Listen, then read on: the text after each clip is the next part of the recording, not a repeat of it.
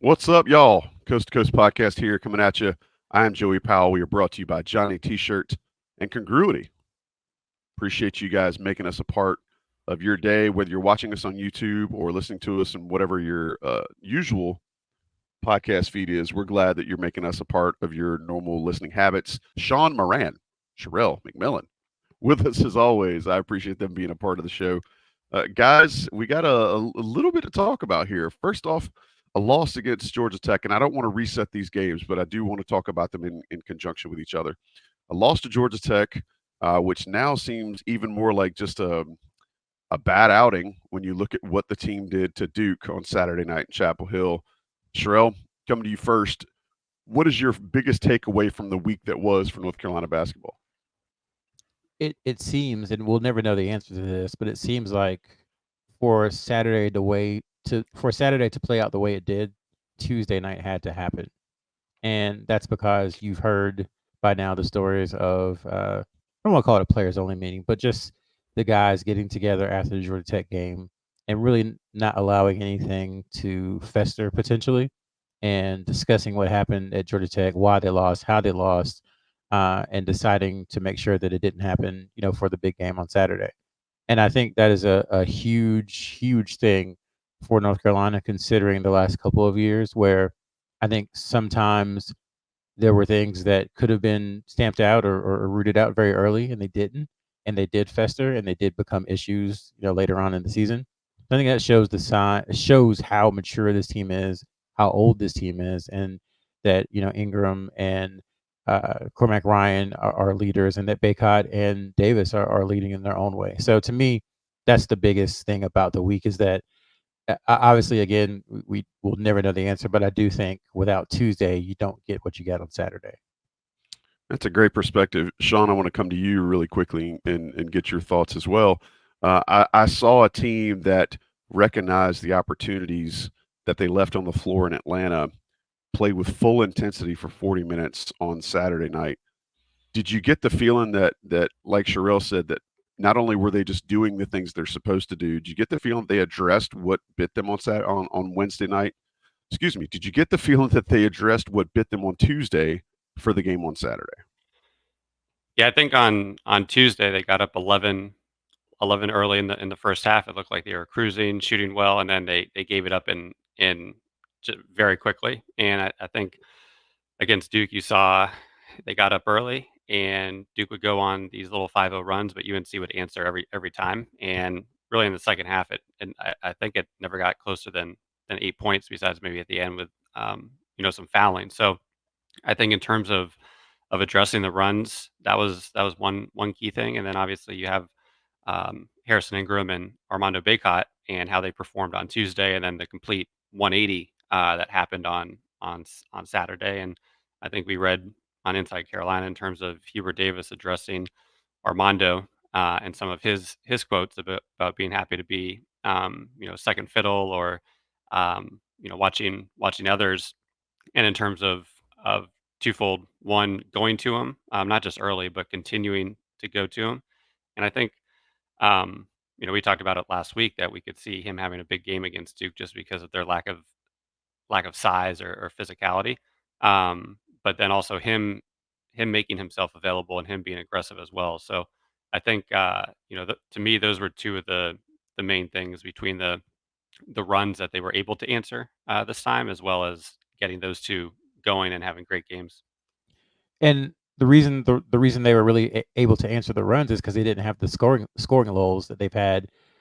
Really, I would say at least once a half, almost dating back a couple of weeks, where you see the graphic, zero field goals in 3 minutes and 43 seconds, or zero field goals in 6 minutes, whatever it may be. This time they found a way, pretty much, to, like Sean said, to answer every single time. Duke made a small little push, and it's not, to be honest, it's not like Duke made a huge push really ever. To Sean's point, it vacillated for the final 25 minutes between, I think, 7 points and 15 points. So it wasn't like the game really was in question per se. I think the angst was more the past coming back, that scar tissue that we talked about a few times, of some of those games where Carolina's up 9 at the under 4 timeout and find a way to lose in overtime, those sort of things. But I think this team has shown that it's not going to go out that way. Georgia Tech had to beat them on Tuesday. I think it was a game where Carolina didn't play its best, but it still had a lead with 33 seconds left. And it took Georgia Tech making a very difficult shot on what I thought was good defense at the very end of the game to beat UNC. So you're really they're not going to lose the game themselves. I think we've seen that with this team. You're going to have to beat them, and Duke wasn't able to do it. Speaking about that Georgia Tech game, they were down 8 with like 5 minutes left or whatever it was, came back and took the lead, as you said, Sherrell, and were it not for a crazy, crazy make by Nathan George, and good on that kid. Were it not for a crazy make by him, and then whether or not you want to dig into the no call against RJ Davis, I mean, that's absolutely kind of the recipe for how North Carolina had to lose. And then coming back against Duke, Sherrell, is something you talked about a second ago. That to me felt like a blowout, and the score may not indicate it, but I say it was a blowout because it felt like the outcome was never in doubt. And to your point, it likely has to do with some scar tissue and fans being used to seeing what happens in these rivalry games. But I don't know that North Carolina ever really blinked to make it a situation where you could see a Duke comeback, where you could see a path to Duke making a run late in the game. Sean, you went ahead and opened the Bacot can, so let's go ahead and finish that off. Armando Bacot, 25 points.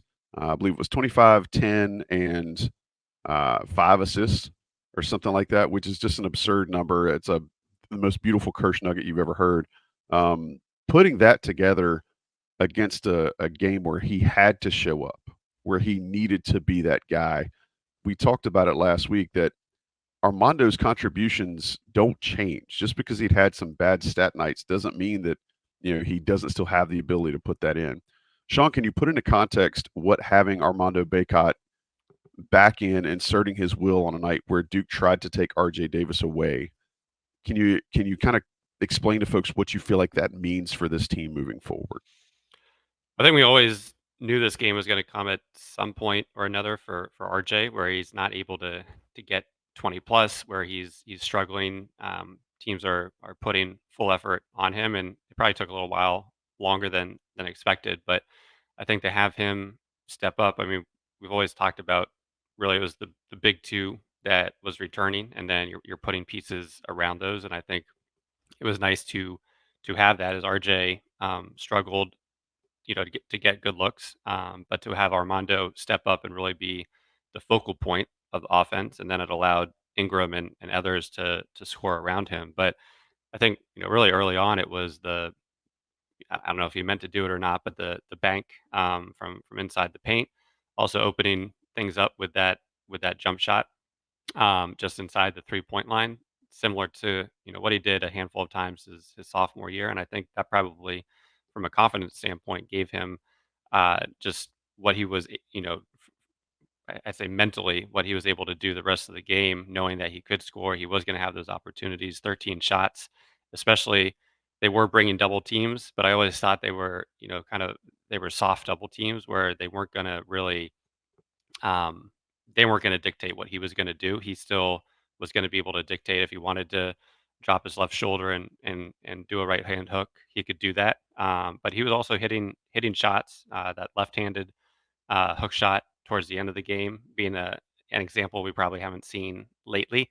But at the same time, he was running the floor hard. He was rebounding. He was doing all the things maybe he's been doing in spurts or not as much as he had been lately. And I thought that was huge, just having that focus throughout the game. You could see several times he was probably just, completely dying, especially as the TV timeouts weren't happening. But he continued to play aggressively. And once again, I think this type of team is one. It wasn't a typical Florida State team with length that didn't have Derek Lively. So I think the matchups were in his favor, and he took advantage of those, and they didn't go away from him. So it was a nice consistent stream. That was I felt wild, Joey. That first segment. I think if you look at it, Armando Bacot, Harrison Ingram, and RJ Davis played 13 almost straight minutes to start the game, and it wasn't like those were really broken up by TV timeouts or anything. They basically played to the 16 and under, and then it went from the 16 and under all the way past I think the 8 and under, and I think the clock stopped at maybe 7:33 or something like that.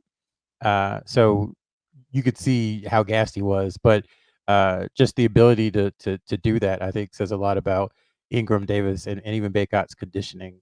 That high level, that fast paced for that long, and then it was weird because they ended up all playing 36 plus minutes, but I feel like Bacot got almost a second halftime because of the way it worked out.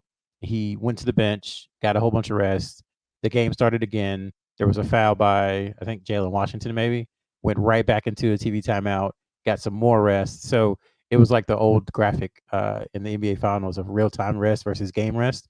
He only got like 90 seconds or maybe 2 minutes of game rest, but he got about 15 minutes of actual rest. So that helped Carolina out actually a lot because Filipowski couldn't get into the game during that whole stretch. So it was just one of those things that really you could never predict, but it helped Carolina a ton to keep him on the sideline for 5 or 6 minutes. Yeah, and echoing what you were saying, those first two segments were basically full send for Carolina. They were dictating tempo. They were running off of makes. It was really intriguing to see how they were able to keep up, and I just don't think Duke was prepared for it.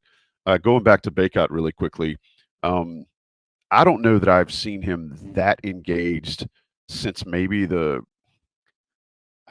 was at least since last season, but just how engaged he was on defense. You saw him make the move on Filipowski, and then the entire arena made the too small gesture, which, you know, take from that what you will. But to Sean's point, when Duke finally started having to double team him, which I interpreted that was what North Carolina was trying to do, was trying to force feed Armando so that Duke had to double team, thus opening up the perimeter for them a little bit. When Armando saw the double team come and then went over his right shoulder with that baseline left-handed hook that drew nothing but nylon, I don't know that I've seen that from him in a long time. And it's kind of in the context of our whole point here is if he's able to bring that energy and that focus, things really, really change for how guardable this team is in really any instance. Sherrell, I want to ask you about something you've always talked about are segments and how many segments North Carolina wins during the game. I'm not sure that there was any situation that, regardless of who had the ball for North Carolina, you didn't have confidence in what they were trying to do on offense against Duke. They ended up shooting 50% from the game, but they really felt like they were the aggressor and they were kind of asserting their will against the Blue Devils. And that's something that they didn't do against Georgia Tech. Do you feel like this team has got the ability to kind of throw that switch now, or are we just kind of overhyping the two-game contrast this week?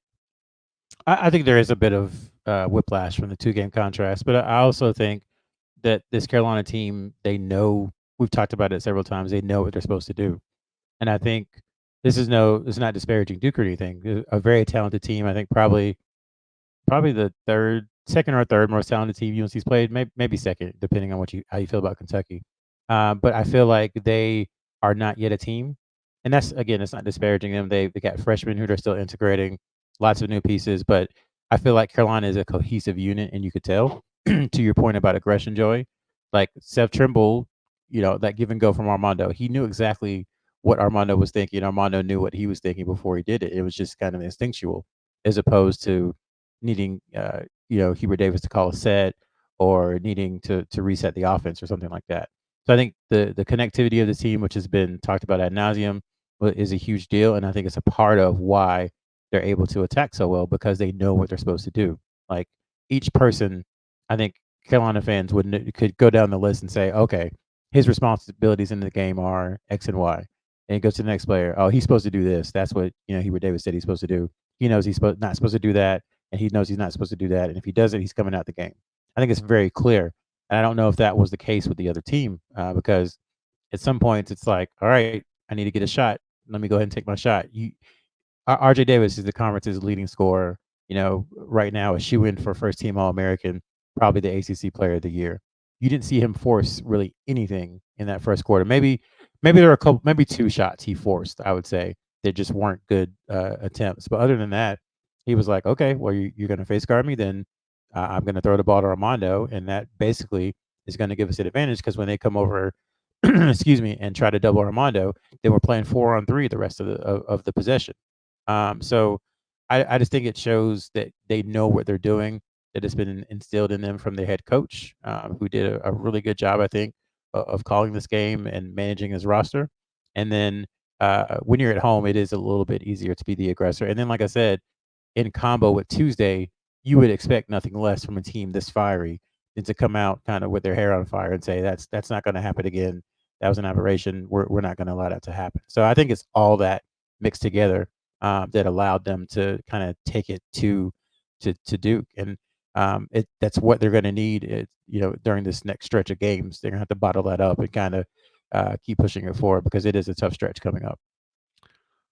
Sean, I want to talk about Seth Trimble just for a little bit. I know Coach Brad Frederick had the scout for the Duke game, and I think they did some unique things in the way they took away Tyrese Proctor from Duke. I think he was, a lot of us, the three of us anyway, thought that he was potentially going to be an X factor. And if I remember correctly, I think he only finished with 2 points. What did you see out of UNC's game plan against Duke that was able to limit Tyrese Proctor's ability to score, but also just never really letting him get comfortable? Yeah, I think, really going back to the games last year, I thought he was probably the difference maker offensively in both.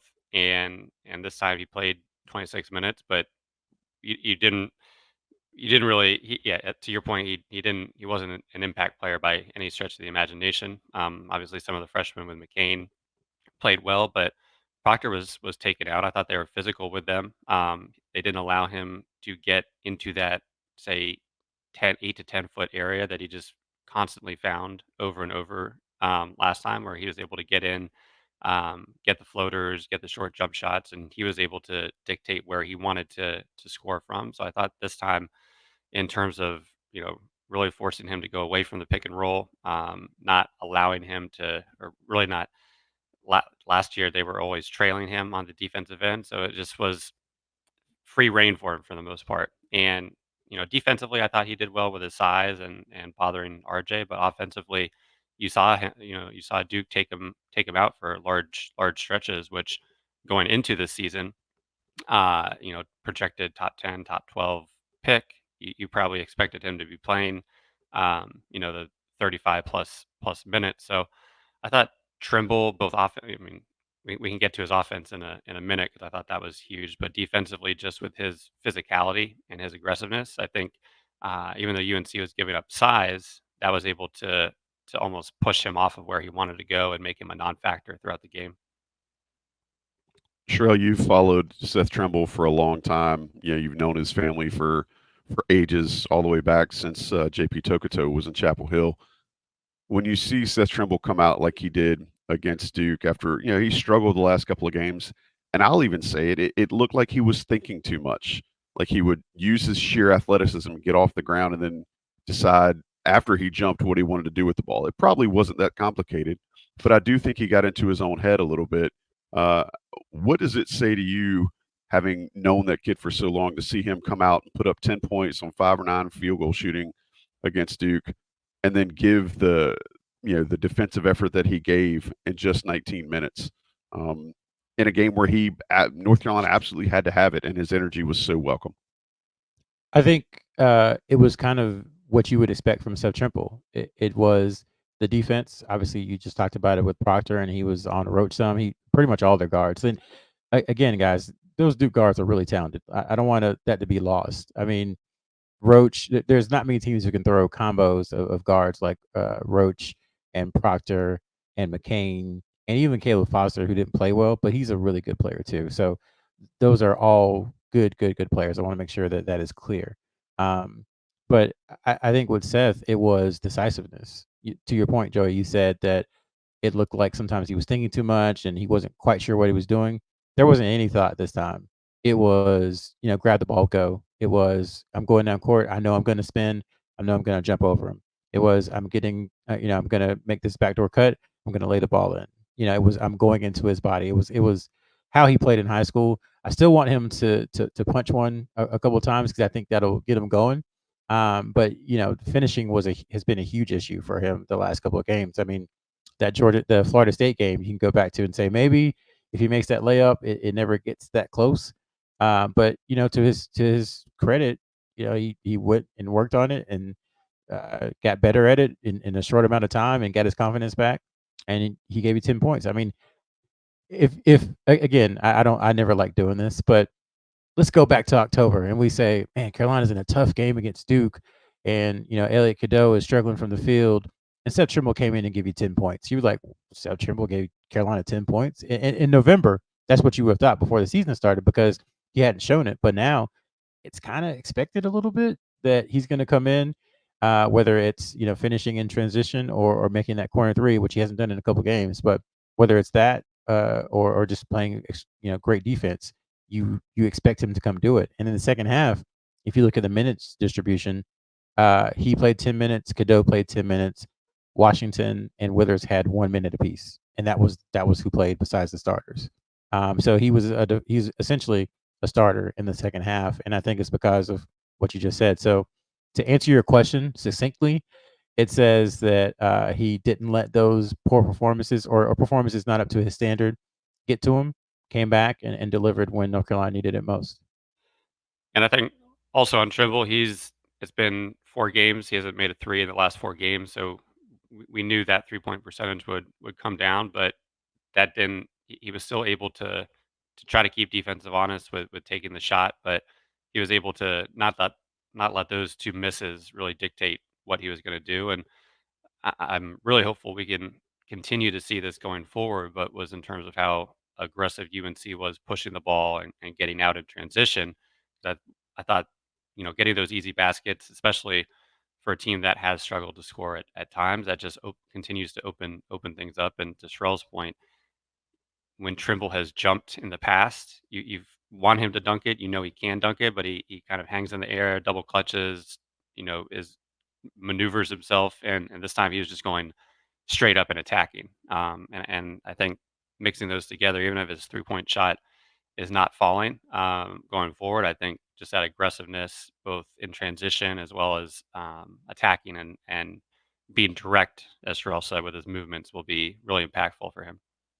Yeah, when he's playing free, it's night and day difference watching him, and he's fun to watch, right? The athleticism, the energy. It just there's a lot that you see in Seth Trimble that you can see from this entire team, and it goes.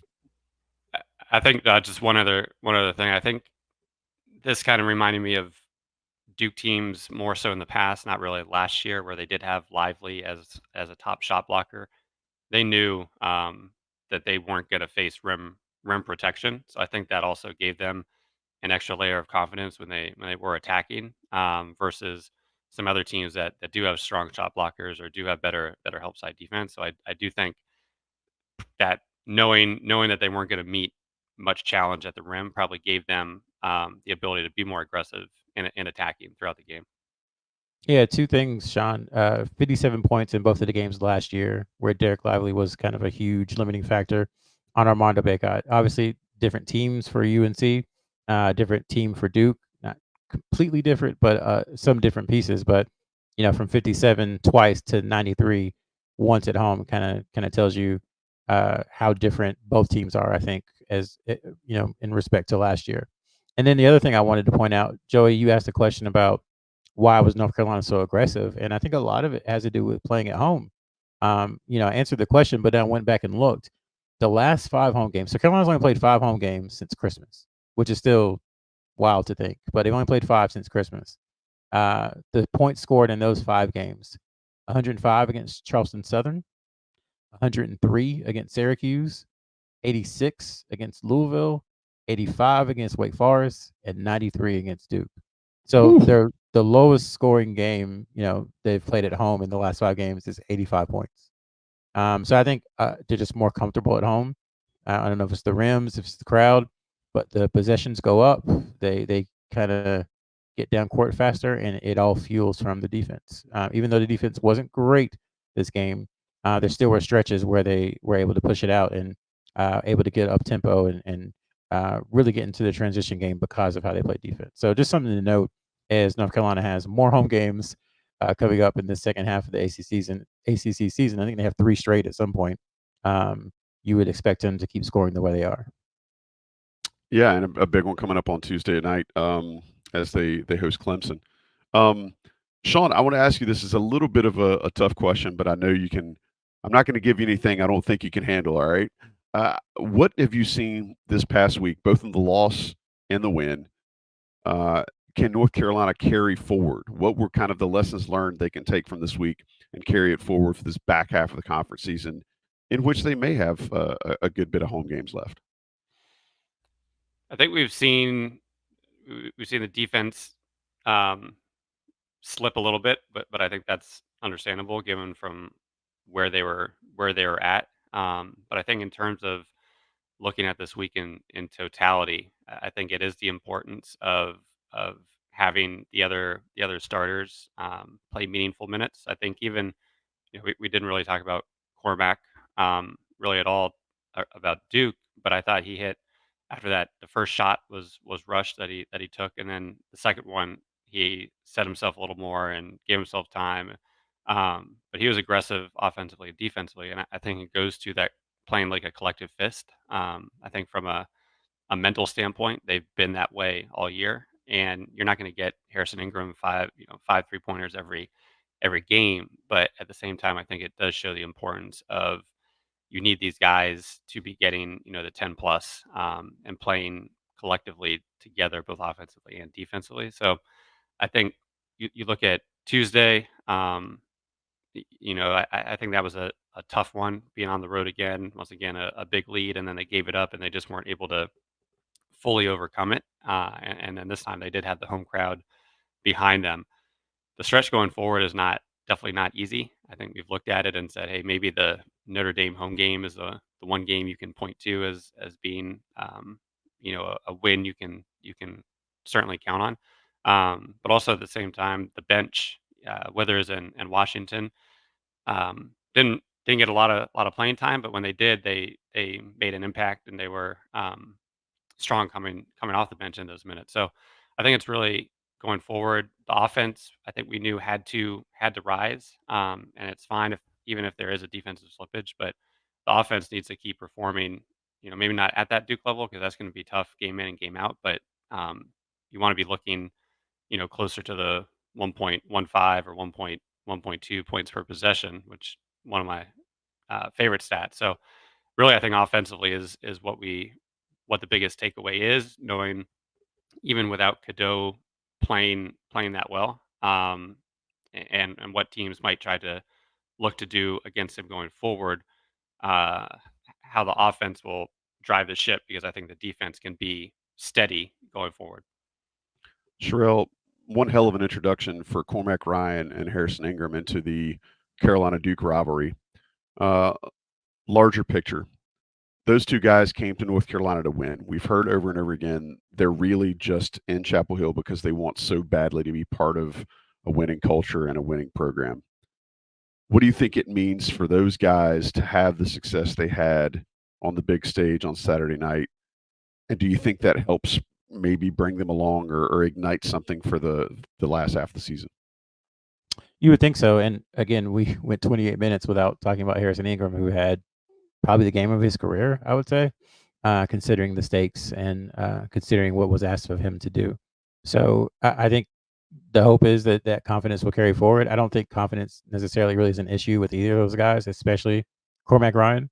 But they came from not great situations, as you said, last year, both of them. And as you said, they've repeated over and over that a part of coming to Carolina was to have games like this and to be in games like this. So when you perform well in something that you've thought about for years, because again, no disrespect to Notre Dame or Stanford, where they both played. Well, Ryan played at both of them, and Ingram at Stanford, but there's just not that kind of game on the schedule ever at those two schools. So the fact that you performed well, that you made key winning plays, Ingram, we didn't talk about it, but yeah, he had all those threes, but his best play of the game was when Duke had cut it to 10 late in the second half, and I think there was a missed shot. I'm not sure who it was by, but he might have got away with it over in the back, but he tipped it out. The ball was on the ground. He beat the Duke guy to it, kicked it out to Cadeau, who kicked it to Bacot, who swung it to Davis, who swung it to Ryan for a three in the corner. UNC goes back up by 13. Just little stuff like that, man. Yeah, the 21 points and all the rebounds and all the threes, all that's impressive. But I think if you ask Hubert Davis, like, what do you want from Harrison Ingram? Like, that play is it, because it's cliche, but it really does impact winning. I mean, those 3 points were golden, because I think everybody started to feel it. You know, it's like, okay, here comes the Duke run. You know, they've done it time and time again, especially in Chapel Hill, where a better UNC team has led for 36 or 37 minutes, and then just something happens at the end where Duke is able to flip a switch, and Ingram was just like, it's not going to happen. So I think that kind of play is indicative of what they bring, and I think you'll see that be infectious. We talked about it on here several times, how Cadeau's passing is infectious, and Ingram's energy is infectious, and Ryan's intensity on defense. It feels like the one thing that each of the players does really at an elite level on the team. It feels like the other guys feed off of it. So RJ being that unselfish, in the first half, I think the team fed off of it. Bacot getting back to being kind of who he is and who we expect him to be, the team fed off of it. Ingram shooting the threes, the team fed off of it. So again, I don't want to go too much into this, but it really is a connected group. And I had my doubts about it. I was like, hey, let's see how connected they are when they lose a game. Mhm. And I think they showed it, because they had a meeting and they got together and said, we're not going to allow it. And it really is a cool thing to see a bunch of guys leading themselves. And so Hubert Davis can focus on, the tactical stuff and making sure that the sets are correct. Like Roy Williams always said, he doesn't want to have to coach effort. And I don't think Hubert has had to coach effort a single time really since, these guys got here in June. Yeah, everybody always says that meetings accomplish everything. No, nobody ever says that. Meetings are the worst. But this is absolutely one situation where a meeting seems to have really helped the UNC Tar Heels, especially coming off of their first loss in quite some time at Georgia Tech this week. I'm thinking if you ever really need to have a meeting about your wardrobe, I would suggest having it at Johnny T-shirt. You could go right there to East Franklin Street in Chapel Hill, check out the selection that they have in store. If you were in town for the game against Duke, you had a great day to shop. You probably picked up your own stuff.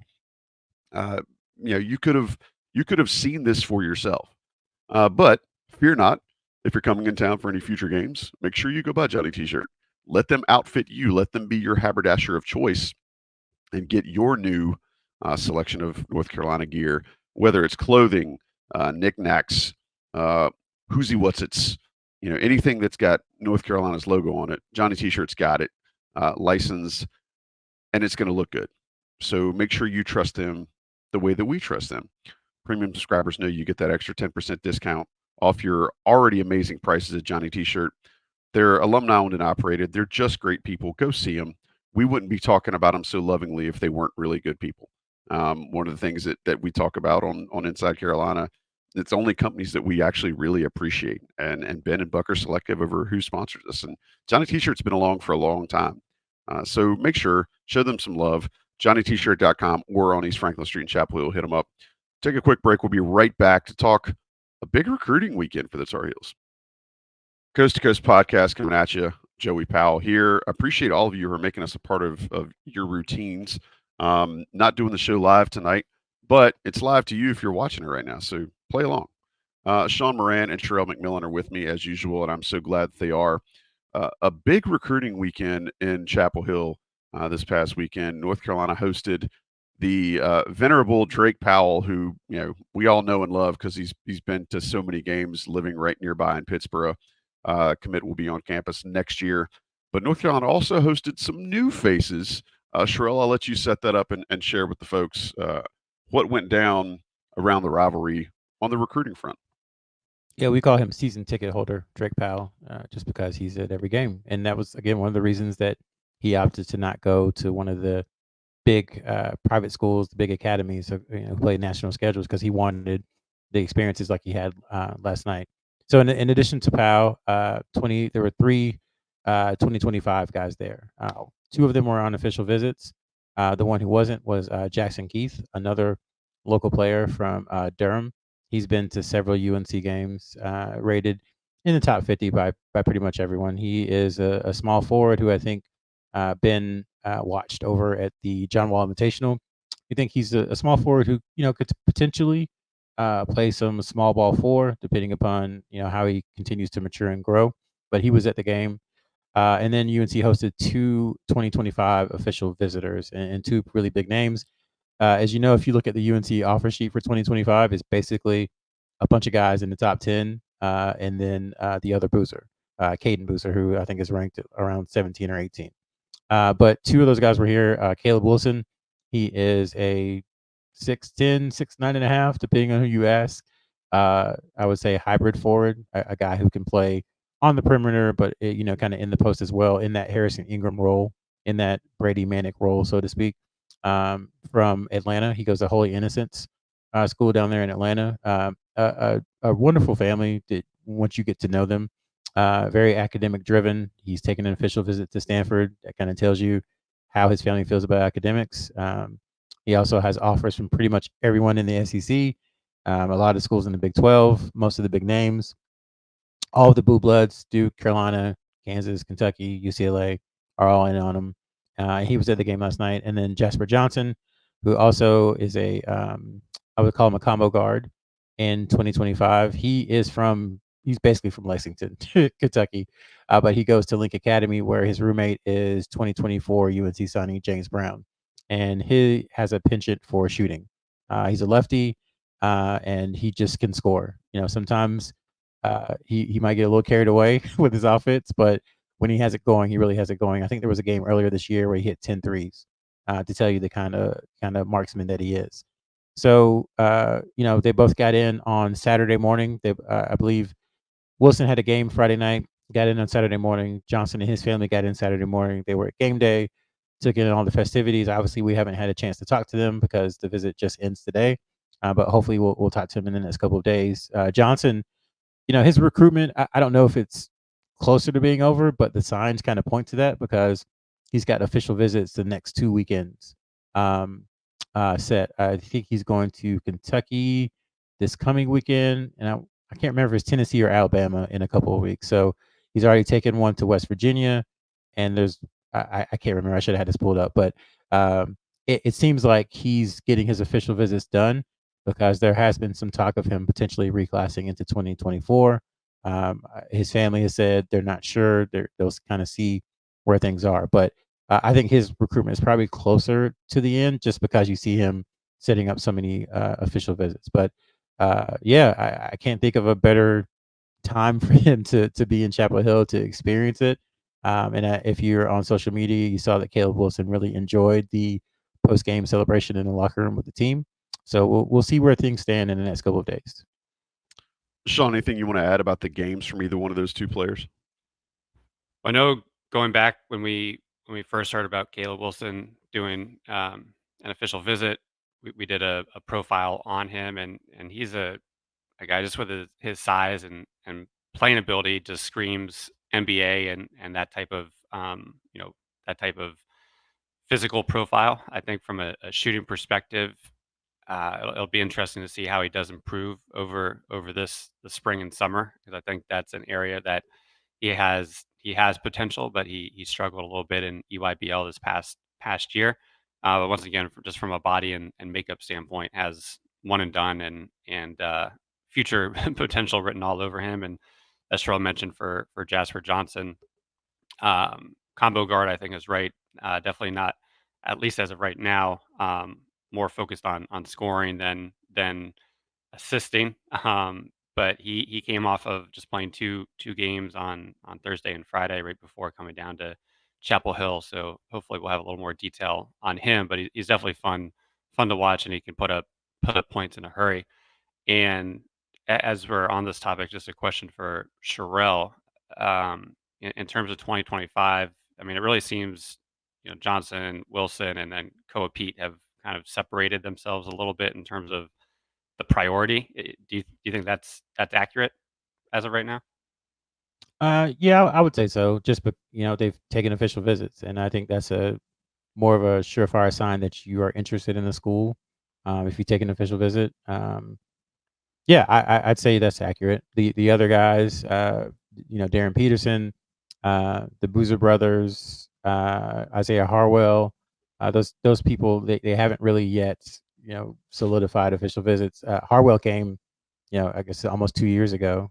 He was the first player in 2025 offered, but his schedule hasn't really cleared up to allow him to take a visit to UNC.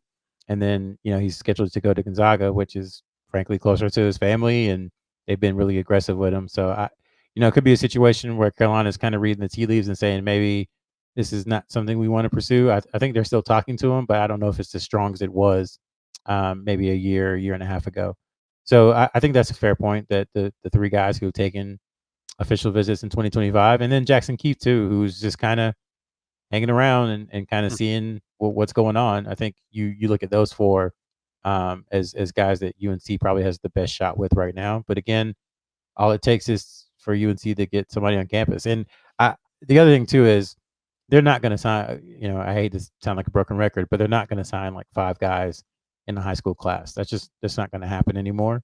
I think you're looking at 2 to 3 for like a super stretch. If the number 1, 2, 3, and 4 players want to come, then yeah, of course you'll take those 4 guys. But more than likely, it's going to be 2 to 3 main classes moving forward, with the portal kind of filling in the gaps that UNC might have. So we'll see what happens because the other guys, they haven't really shown much movement. I would say it's weird with the 2025 class because we all got a little spoiled, I suppose, with 2024 because by January 15th of their junior seasons, Cadeau, Brown, and Ian Jackson were all committed to UNC already, whereas now guys are just now really getting to their official visits. So we'll see what happens moving forward. But I think again, UNC put its best foot forward yesterday as far as the crowd, game day, the way it played, specifically to Caleb Wilson, the way Harrison Ingram played, specifically to Jasper Johnson, still the freedom that RJ Davis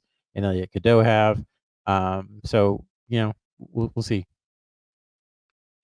Yeah, I don't know that you could ask for, anything better than what North Carolina put on display for those recruits this past weekend.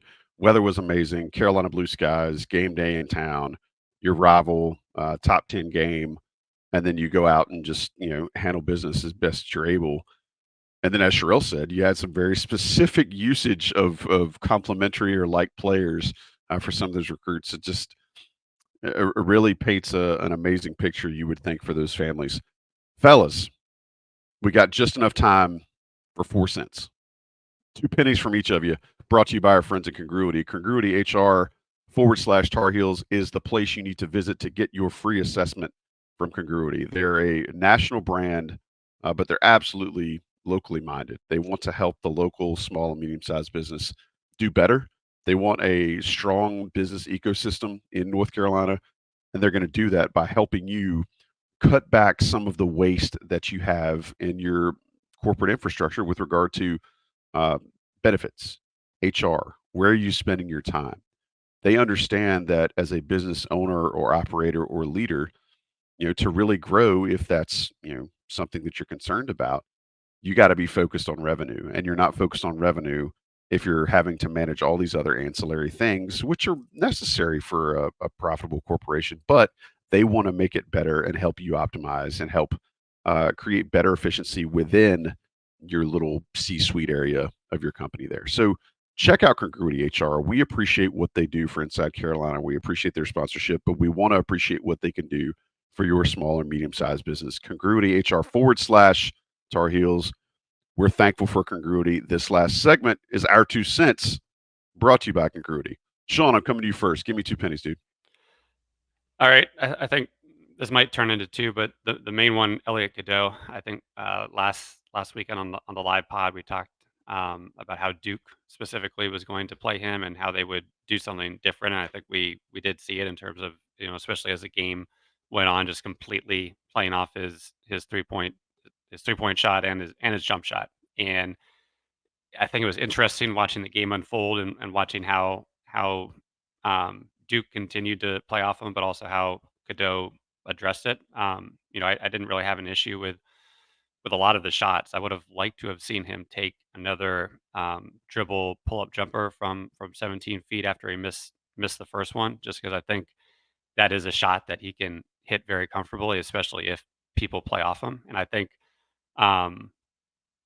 for going forward, you're probably going to see teams start to maybe not as aggressively as Duke did, but I think you're going to see teams definitely start to take that model against Cadeau until he does prove that he can hit a three. Right now, he's 2 of 21 in catch and shoot situations, so there's no need to play up on him and get burned going right. But I think that's going to be a huge thing to watch going forward in terms of how does UNC look to play that, almost similar to UConn and Andre Jackson last year when teams were playing so far off of him and what they did.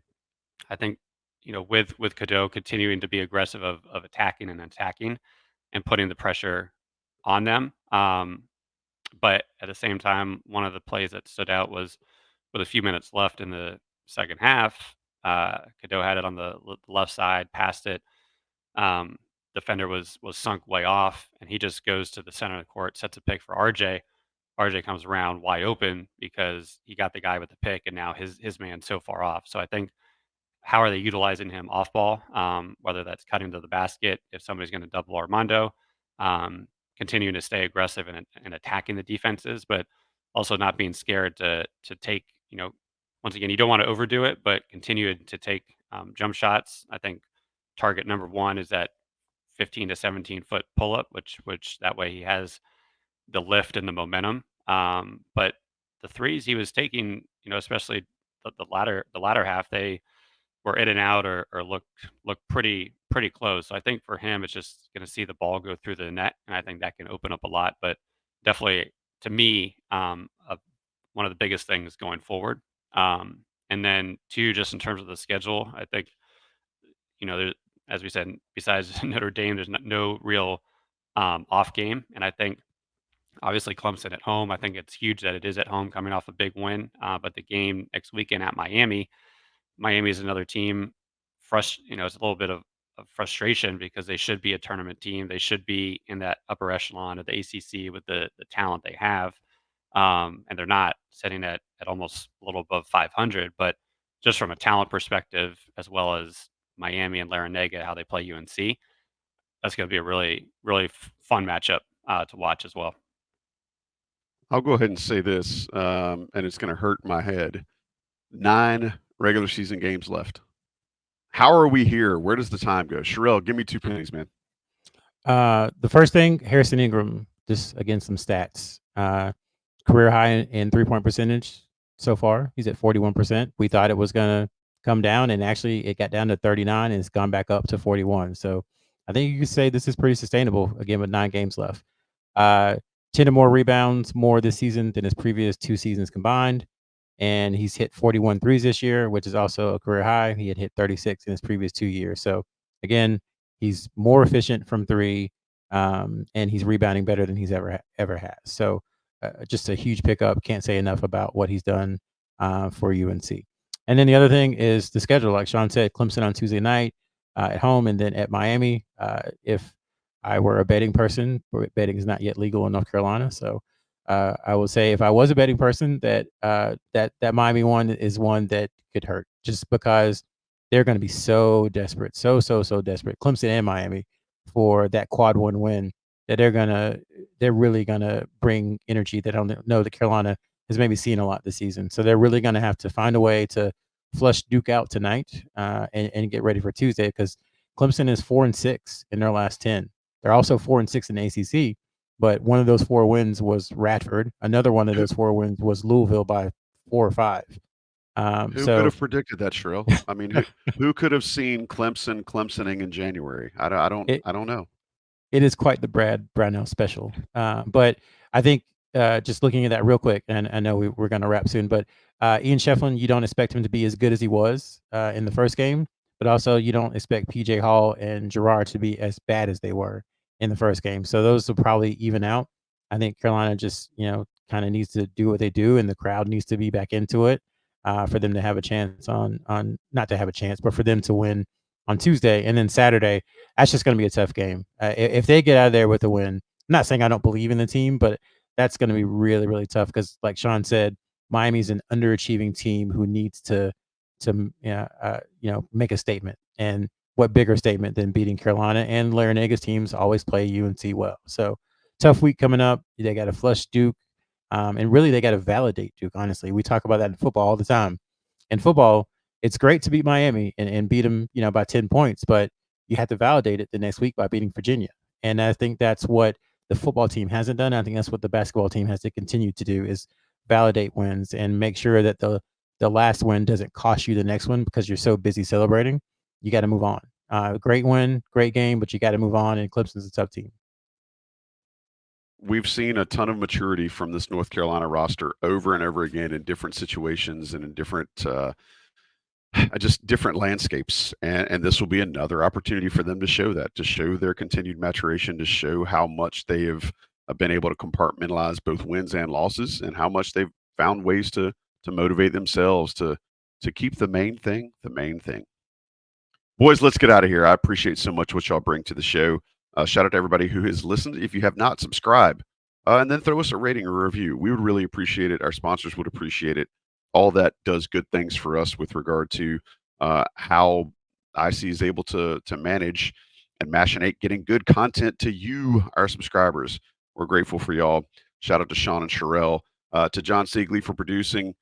Until next time, I'm just Joey Powell. We will talk to you again on the Coast to Coast podcast here on InsideCarolina.com.